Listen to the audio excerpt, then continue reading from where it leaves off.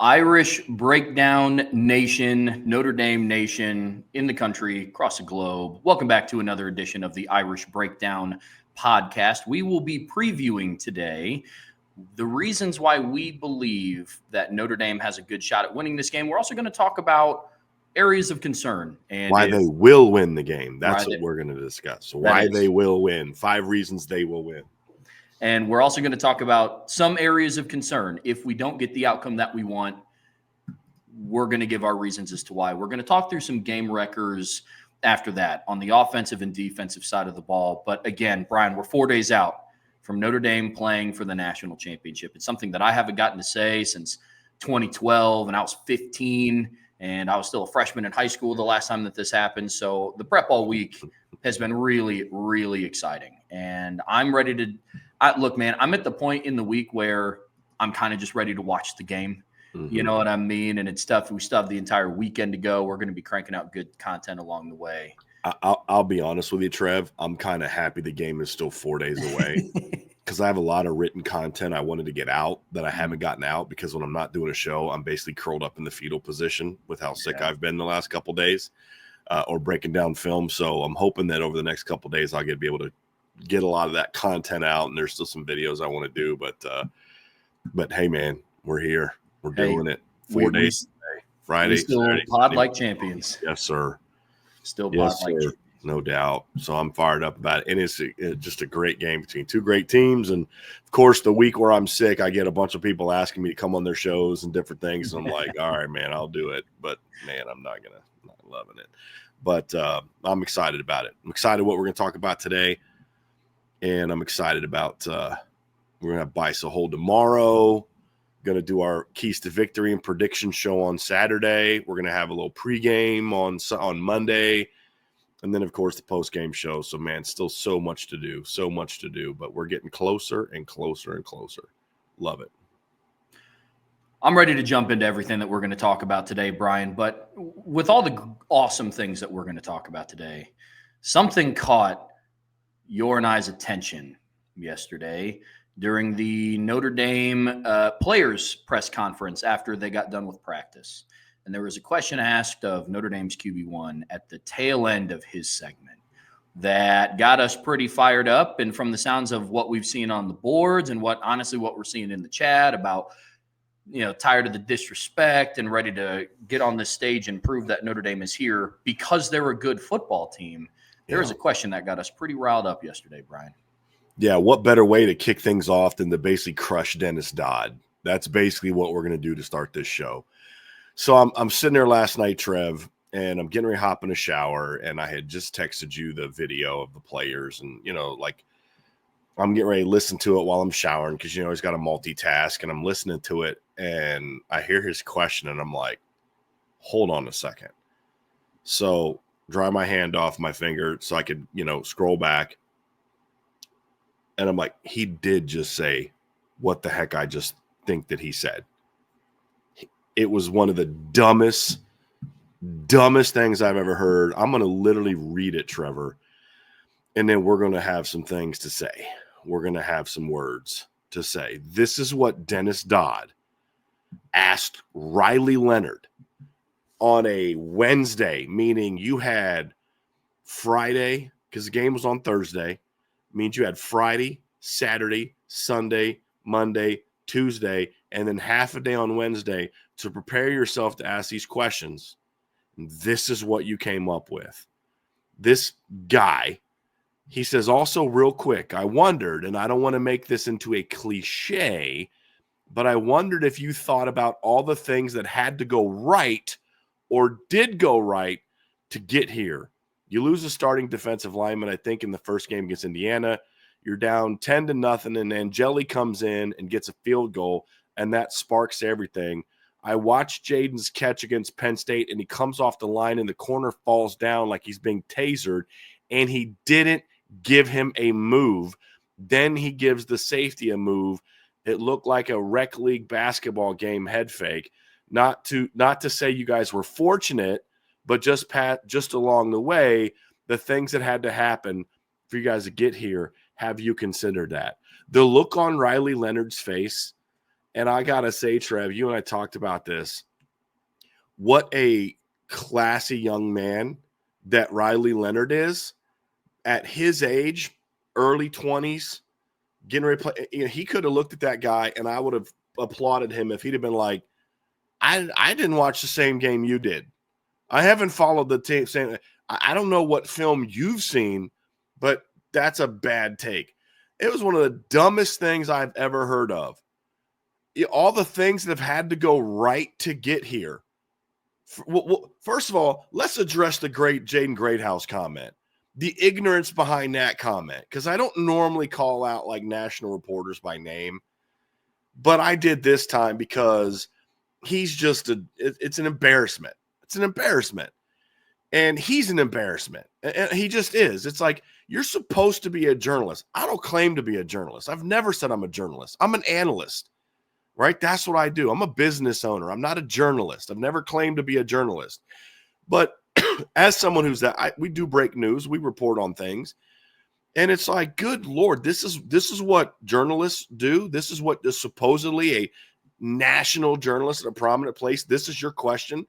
After 5.5 days of being able to prep this, he didn't even fall. He didn't even make a move. The guy just got tased.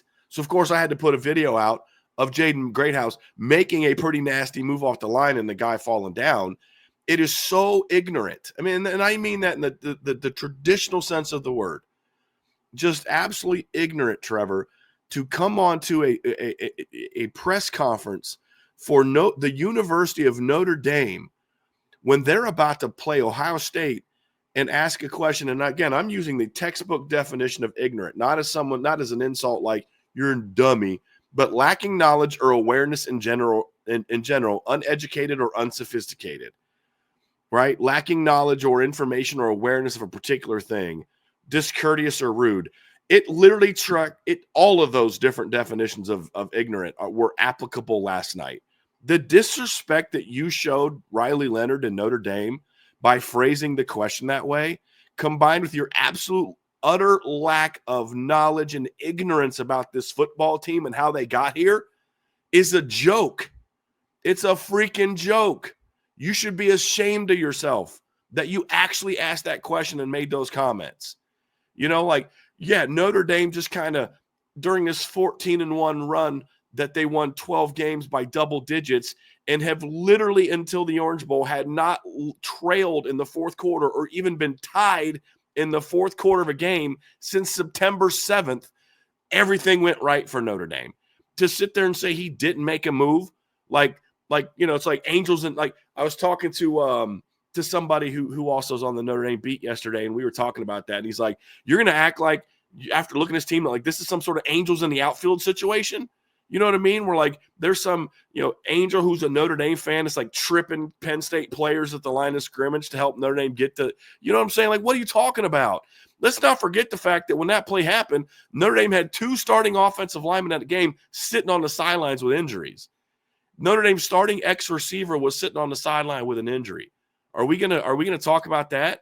It's just pure ignorance to say that about that particular play.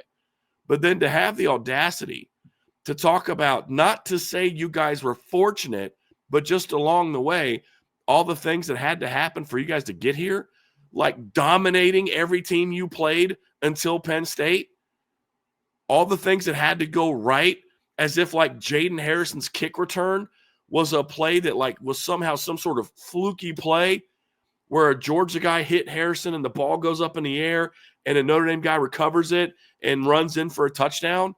Like, really? Like Travis Etienne's about to run for a touchdown and he just drops the ball for no reason. It has nothing to do with the Don Schuler putting his helmet on it. It has nothing to do with Notre Dame having an elite running back that just outran it. I mean, literally gaining 18 more yards or 28 more yards on one play than Indiana gave up on average this entire season. Like, really, this is what you're going to say? A team that, Trev, they have had 7 starting or rotational defensive linemen miss multiple games this season. Jordan Patel, your starting Viper, goes down for the season in the 3rd game. His replacement, who was playing dominant football, goes down for the season 2 games later. During that same time, Josh Burnham missed multiple games. with an injury. He missed, I think, 3 games with an injury. He was basically a co-starter at defensive end. He then has to move to Viper because of all the injuries at Viper. And then Howard Cross gets hurt middle of the season against Florida, or actually late in the season against Florida State, misses the rest of the regular season. He's nowhere close to 100%. Then Riley Mills goes down with a seasoning injury while sacking Curtis Rourke in that game. Jason Onye goes out for the season with a non-football related issue, and Gabriel Rubio missed like the first third of the season. They lost 7 guys off the defensive line depth chart. Those are dudes that were playing, that were starters. Literally, RJ Oben's the only starter that hasn't missed time this year. That's it. And then you go to your, I don't know, like that guy named, what's that guy's name that's like a really dominant cornerback that held Marvin Harrison to less than 100 yards in 2 games played? The guy that shut down USC when he played, picked Caleb Williams off. I'm trying to remember. He was a preseason All-American at cornerback at Notre Dame. Oh, yeah, Benjamin Morrison goes down for the season in game 6. You've now played 9 games without him, and you still have the top-ranked pass defense in college football. I mean, your starting left tackle goes down in the opener. You literally put up 27 points and 200 and over 300 yards of offense in 31 minutes against Penn State with your third string left tackle in the game. They've had 4 different offensive linemen miss. Actually, it's now going to be 5 miss games. Charles Jagusah gets hurt in week 1 of fall camp. Ashton Craig goes down for the season in game 3. Billy Schrouth goes down in that game also and misses 4 games. Now Anthony Knapp is down, and then Rocco's been hurt since the first half of the Indiana game. Seriously, you're going to talk to me? Cooper Flanagan's out for the year. Bo Collins missed most of the game against Penn State. You're seriously going to talk to me about fortunate for a team that's only one of 3 teams in college football to rank in the top 10 in scoring offense and scoring defense? A team that's won 12 of their 14 games by double digits and led by double digits. In one of those 2 games, they didn't win by double digits in the fourth quarter. A team that until the Orange Bowl had not trailed in the second half of a game since September 7th.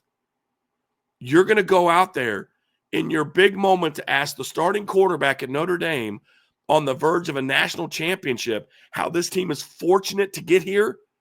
A quarterback who, by the way, missed all of spring ball, who couldn't run outside of the first drive against Northern Illinois because of a shoulder injury and has been playing all year with a shoulder injury. And you're going to talk to that kid. Oh, and by the way, your elite running back has not been close to 100% since the Saturday after Thanksgiving. And you're going to ask that kid how they're fortunate to be here? Are you serious? You're a joke. I'm so sick and tired of the lazy narratives coming from lazy national reporters. Bro, this is not 2002. This is not 2012 where you're beating BYU 17-14 and Michigan 13-6. And you've got to come from behind to beat Purdue. This team is dominant. And I don't have any clue what's going to happen on Monday night. Because you know who else is a dominant, freaking really good football team? Ohio State. But if by now, 15 games in, you still think this team is winning with smoke and mirrors, I'm trying not to say like bad words. I'm not trying to call them names, but it's hard not to because it's just ignorant. It's lazy and it's ignorant. And you're still talking in narratives that were true 5-10 years ago, but they're not true now. And because you're not smart enough or you have too much of a bias or you haven't paid attention enough and you're pretending like you know what you're talking about, you embarrassed yourself, dude. And your network continues to embarrass itself. Don't even get me started on the guy that's the lead recruiting guy for 247, which is part of CBS Sports. That joke of a professional. You know what I'm saying? So I guess it kind of fits with kind of who CBS Sports has become, sadly, at least from a college football writer standpoint. There's still some great people that cover CBS Sports. I love listening to their inside college football show. But It's ridiculous. It's so lazy to ask Riley Leonard.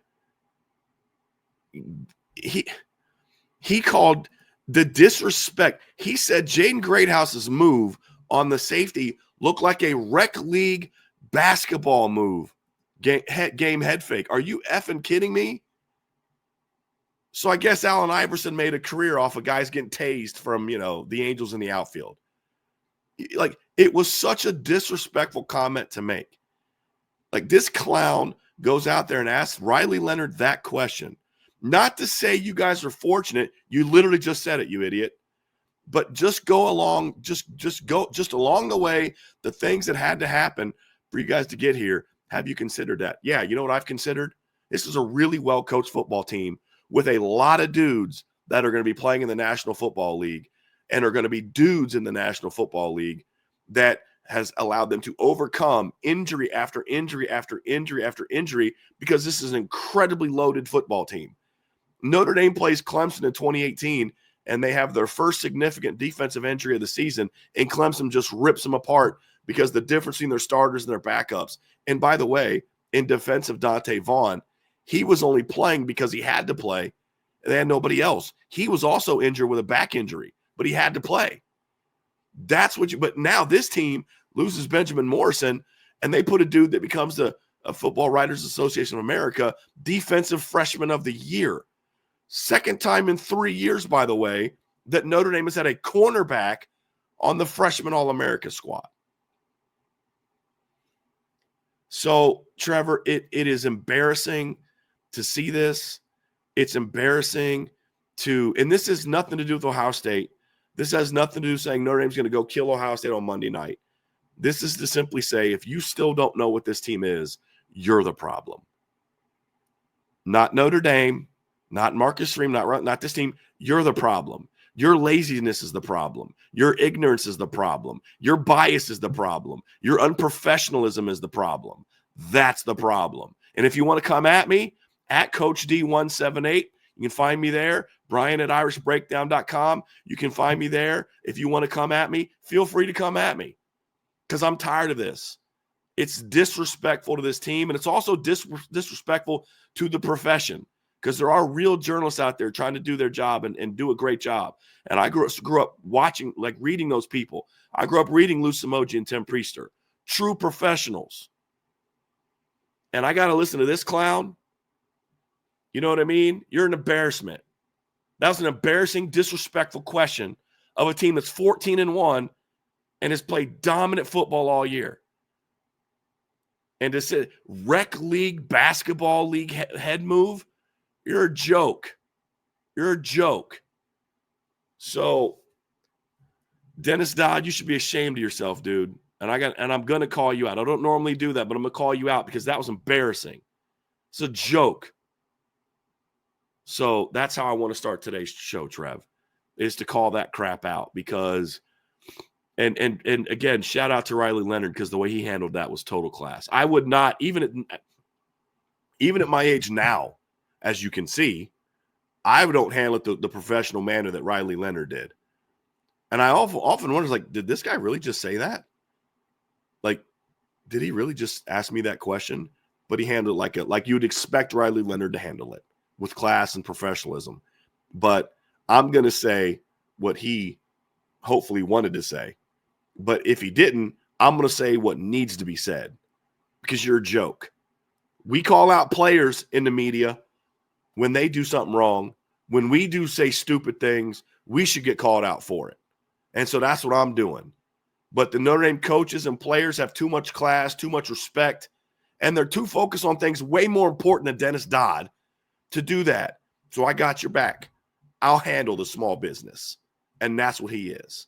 So that's my 2 cents on that one. Yeah, I can't say I don't blame you for starting the show out that way, man. I mean, when you called and told me about it, I was right. I write the articles that kind of cover the press conference. And when that question was asked, I was just in the middle of typing. I was going through and editing the article. So it didn't really register with me. I kind of more listened to Riley's answer. You know what I mean? And then when you asked me to go back and watch it, I did. And it was, again, it was shocking. I'm not going to beat a dead horse. It was all the above. It was ignorant. It was lazy. It was disrespectful. To me, look, I've been a Notre Dame fan my entire life. And there's people that have tried to cling on to this narrative that Notre Dame's not a good football team, and it's been ridiculous. You have the Dennis Dodds of the world, the Paul Feinbaums of the world, like all these guys, all these national media personas that just make it their life goal. They wake up, they brush their teeth, they hate Notre Dame, right? And that's kind of the MO of some people, unfortunately, and it is what it is for him, for sure. But I think for me, where the line was crossed, and this is how I am with sports, it's how I am in life. It's, look, you don't have to like something. That's fine. To me, it's like I don't like disrespect. That's my biggest issue, right? Along with all of the other things that you had listed. To ask the question of that of a 22-year-old, 21-year-old kid getting ready to play in the biggest game of his life, and asking how he feels the reason why they got here is by divine intervention and luck. Like that shit. It's disrespectful. It's disrespectful to the sport. It's disrespectful to the team. It's disrespectful to the coaching, disrespectful to Jaden Greathouse, disrespectful to Riley Leonard. The list goes on. And I think that's what's the most frustrating thing for me is I've never been somebody that handles disrespect well, nor will I ever. And that's what got me fired up the most about that comment. Look, if you want to try to drive home the narrative that Notre Dame is not fast and they're not athletic and they're not good, and you're going to come at it from the angle of, we don't understand why, but they just find ways to win. I think it's a stupid narrative, but for this team. Yeah. This team. Yeah. Like I won't disagree, or I won't agree with your take, but if that's your mindset around it, of they just find ways to win. They might not be the fastest or the strongest, but they got the will to win. I think it's a stupid take. But if that's going to be your thing, that's fine. But once you start insulting like how players perform on the field to the guy that threw him the ball, right, is crazy. He didn't make a move, false. And then he called it and this is a direct quote, it looked like a rec league basketball game head fake. That's the one that got me. That's so disrespectful. Yeah. So disrespectful. Yeah. I mean, Trev, that's been true of past Notre Dame teams. Sure. There are past Notre Dame teams that were if Notre Dame would have, let's just say, because it was like if Georgia would have beat Bama in the SEC title game in 2021, Notre Dame would have made the playoff. That team was fortunate to be there. Very fortunate to be there. I mean, you talk about the late game heroics against Toledo. You beat a 5-7 Florida State team in overtime on the road. Jack Cohn has to come off the bench after getting benched. Comes back in the game against Virginia Tech, not only throws a touchdown pass, but they needed a 2-point conversion to tie the game. That team, sure. Yeah, all right, cool. That team was a little smoke and mirrors. To call this team that team didn't belong in the college football playoff. You want to go back to Ty's first year and some of the lucky breaks that they had? You want to talk about the year Notre Dame made the Fiesta Bowl with Matt LaVecchio at quarterback? Sure. But this isn't 2002, dude. Yeah. Each team has to be evaluated for who it is, not who past teams like that were. Yeah. Yeah. Evaluate the team, not the program. Like, look, I would even entertain arguments, and I love this season, right? It was a historic season, but I'd even entertain that about 2012. There were some things that happened in that season. Like I was at the 2012 Pitt game. Right. I was there with my dad. And the second that Sierra Wood fumbled in overtime, he was like, all right, you want to just beat the traffic and head back to the car? And I was like, hey, maybe he misses. And he did. Like if a kicker's out here missing like almost dead straight a 25-yard field goal, like that's Notre Dame having two guys on the field with the same jersey number that doesn't get called. Yes. Right. Yeah. When Chris Brown and Bennett Jackson were on the field at the same time, that doesn't get called. A 25-yard field goal is missed. Sure. You want to talk about how you had some miraculous little sprinkle of magic in there to get you to the national championship? Sure. Yeah. You had to have Oregon and Kansas State lose in the same weekend at 1-2, and they didn't play each other Yeah, Right. sure. Come from behind victory over a not very good Purdue team. You got lucky with a red zone touchdown to ice the game against a red zone interception to ice the game against Michigan. You had to go to overtime. You need this goal line stand to beat Stanford. You only beat BYU by 3. You talk about the Pitt game. You barely, your ugly win over Boston College. You need to break up a pass late in the game to hold on to beat a not very good USC team. Cool. All right. That Yeah. team, that was a miracle season. And almost every Notre Dame fan I know will say that. It was a miracle season. Like, it was just everything went Notre Dame's way that year. And that's fine. I can admit that. Yeah. Just this is how lazy it is. Well, what's your prediction for this football team? Well, I think Notre Dame is going to win by at least, I don't know, 28 points. At least 28 points. Well, Brian, why do you say that? Why do you think Notre Dame's going to win by at least 28 points? Well, I mean, in 2020, the last time Ohio State was on this level, this national title game, they lost 52-24. And then 4 years before that, they played Clemson in the semifinals and lost 31-0. So that's just kind of who Ohio State is. I mean, they choke away these games. Did you watch them blow a chance to beat Georgia late in the game in 2022? You know what I mean? Like, man, Ohio State's not that. They're not that team. That'd be lazy and ignorant because that's not this team. That has nothing to do with this team. This team has earned their way through. I mean, this is a team that lost 2 games and is in the national championship. Why aren't you asking them that question? How fortunate are you guys to be here? How many teams can lose to a 5-loss team in the last week of the regular season and still get in? Boy, you guys are sure lucky that Alabama lost. Sure lucky that Ole Miss lost, because you might be in trouble. You know what I mean? Like, but I wouldn't say that about Ohio State. Why? Because Ohio State earned the right to be here. Because this team is not those teams. This team earned their way here. So I'm not going to disrespect Ohio State that way, nor have I done so all week. And if I predict Notre Dame to win on Saturday, meaning where prediction show is on Saturday, it's not disrespect towards Ohio State. This is a really good freaking football team. And if Notre Dame wins, they're going to have to earn it. And if Ohio State wins, they're going to have to earn it, because these are the 2 best teams in college football. Not because they got lucky, not because everything went their way, because when you have 11 players that are either starters or key rotation players along both of your lines, and you're a line-driven team, you didn't catch any freaking breaks. Because I'm going to tell you right now, something right now. If Boubacar Traore and Jordan Patelho and Riley Mills and Benjamin Morrison and Ashton Craig were all healthy and Charles Jagusah had 15 games under his belt, not only am I predicting Notre Dame to win, I'm predicting Notre Dame to win by 2 touchdowns. So don't talk to me about how they're fortunate to be here. They had to overcome a lot to get here. And they didn't get lucky. They dominated. Let me remind you, Trevor, I'm doing this to you sarcastically. Remind you of the margin of victory for Notre Dame since that loss on September 7th. 59, 25, 7, 42, 18. The opponent scored last. Let me start over. 59, 25, 7. The opponent scored last. 42, 18, the opponent scored last. 37, 49, 21, the opponent scored the last 2 touchdowns. 35, the opponent scored last. 14, the opponent scored last.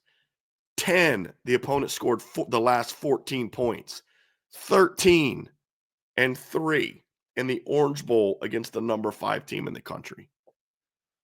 But yeah, sure, Notre Dame caught all the breaks. All those 40, 50-point wins, man, they were barely holding on. It was a real close game. Every one of those games was real close up until kickoff. And then Notre Dame kind of ran away with it because they caught all the breaks. And their 52-3 win. And their 51-14 win. And their 49-14 win. Yeah, Notre Dame caught all the breaks. In their win over Louisville, where they spotted Louisville 2 touchdowns in that game. Louisville scored on drives of 9 yards and 24 yards in that game, by the way. And Notre Dame still beat them. So you can miss me with all this nonsense about how fortunate Notre Dame is to be here. They're here because they're one of the two best teams in college football, and they were that way every single day this year except for one day, just like Ohio State had one bad day. Losing by a point in Eugene is not a bad day. That's a pretty good day. That shows you that you're one of the best teams. The Michigan game was their bad day. And they proved, hey, look how – but when they rebound from a win like that, they're the best team. They're unbeatable. Look how they bounce back from their win. When Notre Dame annihilates 13 straight opponents, it's like, you guys are really fortunate to be here. You know, that average of 21 point per game spread this year you've had, very fortunate you're that way.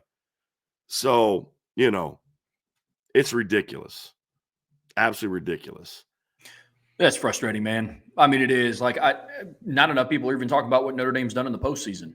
I've said this before. I don't think people understand that in round one. Do people understand that IU scored a touchdown, converted a 2-point conversion, recovered an onside kick, and scored again to then lose by 10? Right? Like, it's not like it was this back and forth and, you know, it was this really close game. It was 27-3 midway through the fourth quarter. Any other team does that, they wipe the floor. They're dominant. Who beats his team? If Notre Dame does it, it was divine intervention. It was magic. It was luck. It was the luck of the Irish. They beat the SEC champs throwing for 90 yards.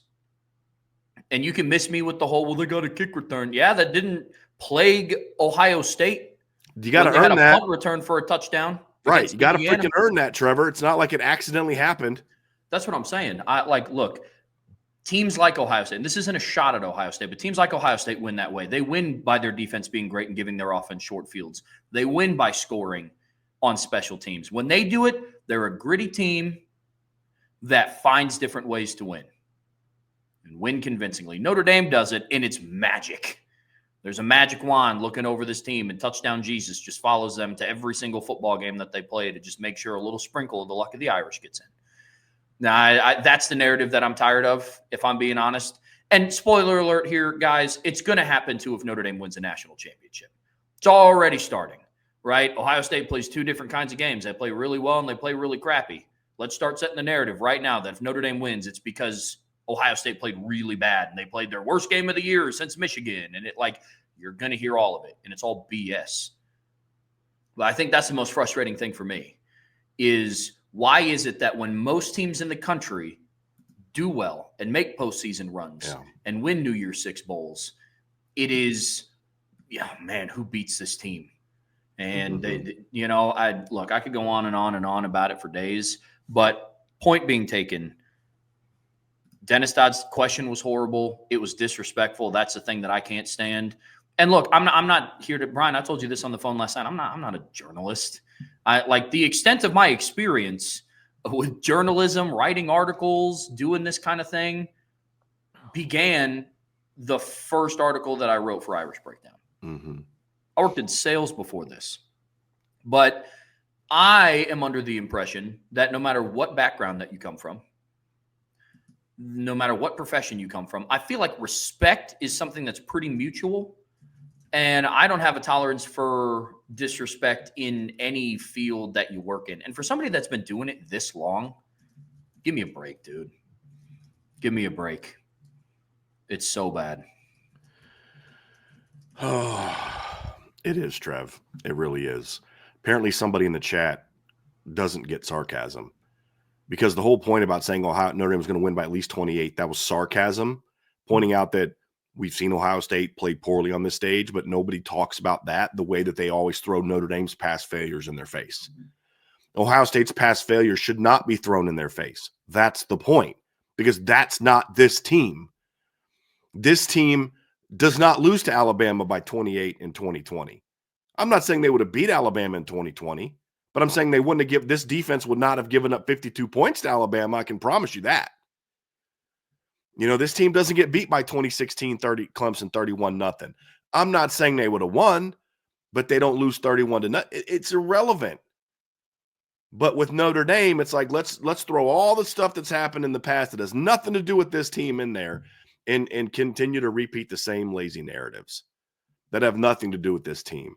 But I hope Notre Dame hears all of it. I hope they hear every single freaking word. And I told y'all last week, you remember what I said in the show, Trevor, after the Marcus Freeman, James Franklin press conference? I said, look, Marcus Freeman had a look about him in that game. That's not a smart move by James Franklin. And we found out after the game that I was right, that Freeman was pissed coming out of that press. You had two different players talked about that. Xavier Watts talked about that after the game. That whatever was said, he said, I don't know what was said, but whatever was said, coach was pissed. You know what I mean? Because they hear that. And it's not about saying like Notre Dame needs extra motivation, but it's like, look, if you're going to give me some, I'm not going to turn it down. You know what I mean? Like, I'll take it. And it just it's embarrassing. I can promise you that the Ohio State players don't have the same ignorant view of this Notre Dame team as the national media does. I promise you that. Because these kids are smart. These are veteran players. These are guys that have been around. They've seen a lot. They're watching film and saying, it's a little different team than the one we played last year and the year before that. You know what I mean? I promise you that. Yeah. I promise you that. And the team that they played last year took them down to the wire. Chip Trainum scored with 1 second left on the clock. And, you don't hear me talking a whole lot about last year's game. Why? Because both of these teams are better than they were last year. Mm-hmm. They're different teams. Yep. Both have new offensive coordinators. Both have new quarterbacks. They both lost guys in the NFL. Last year's game doesn't have a whole lot to do with this year's game. Riley Leonard said it perfectly.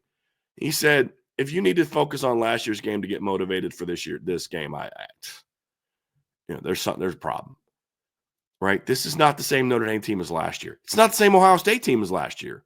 They're better on offense and defense. Notre Dame's better on offense and defense. And so, I mean, you haven't heard us talk a whole lot about revenge for last year and all that in this game because it's not about that. It's about winning a championship. And you've got the two best teams in college football in 2024 playing for it. And neither one of them got lucky. But if you're going to argue that one team did get lucky, I'm going with Ohio State, who lost a late season game, who got very fortunate to beat Penn State and Nebraska in the middle of the season. Now, fortunate in from the standpoint of what people talk about as being fortunate.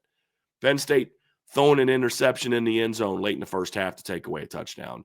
That negates the one that people, Ohio State fans say, well, if Will Howard doesn't fumble the ball in the end zone, yeah, and if Davidson Igbinosun doesn't get the most lucky interception ever in the end zone later, then those things negate itself. It's 20-13. Penn State's got the ball first and goal inside the 5. And they couldn't score, partly because they couldn't get it done, and partly because Ohio State made a stop. But that would be considered very fortunate if we were talking about Notre Dame. Nebraska having 3 opportunities to win that game in the fourth quarter, a very mediocre Nebraska team. If Notre Dame had a game like that in the middle of the season, that's all people in the national media would talk about. That's all they would talk about. But you know what Ohio State did in those games, Trev? They made the plays they needed to make to win the game. That's called being a champion. And that's what Notre Dame has done, except that Notre Dame didn't need those kind of come from behind moments or late game stops to beat those type of teams. They did them to keep USC from coming back from a 14-point fourth quarter deficit. You know what I mean? So I just get tired of it. So you should be ashamed of yourself, dude. And if you want to come at me, you can come at me, but that would probably be a real bad idea. Real bad idea. So I'm tired of it, and I'm going to start calling this crap out. When it's this bad, like if a writer for ESPN goes and said, hey, I think Ohio State's a better team, and here's why Ohio State's going to win. All right. Fine, that's fair. You don't have to be like, this isn't about, you don't pick Notre Dame to win, you're a hater. No, there's a lot of good reasons to pick Ohio State. But this is about laziness. This is about crap narratives that are anti-Notre Dame. They're not even misguided because of who it is. If it was some just guy that didn't really, wasn't a prominent national writer, I'd be like, look, he probably doesn't know. He can't study all these teams. But this guy has a history of this kind of crap with Notre Dame. And that factors into it as well, and I'm tired of it. And since I have my own show and I run my own business now, I can talk about whatever the heck I want to talk about and whoever I want to talk about. And when you act like a clown, I'm going to call you a clown. When you act like an unprofessional jerk, I'm going to call you an unprofessional jerk. So, and if you want to talk to my boss, his name's Brian Driscoll. He lives in Granger, Indiana, and you can find him at Coach D178 on Twitter, feel free to reach out. We can have that conversation. So that's all I got to say, Trev. I'm a little fired up, man. I'm looking forward to having this next conversation, breaking down the game. But I needed to get all that out because it's been building up inside of me. And I'm cranky because I'm sick. So you picked a bad day to be ignorant. So not you, Trev. You know what I'm talking about. No, I got you, man. And I think that's a good segue into the next part. And we're all good and we're fired up here. And again, just it all sound like a broken record. But if you also want to talk to my boss, his name is also Brian Driscoll. And you can find him at Coach D on Twitter. So we'll be good to go. But listen, guys, before we hop into the reasons why Notre Dame will win this football game, be sure to hit that like button, hit that subscribe button, hit that notification bell, share this podcast with your friends and your family. And of course, the best way to support what we do here at Irish Breakdown is go to the premium message boards and subscribe at boards.irishbreakdown.com.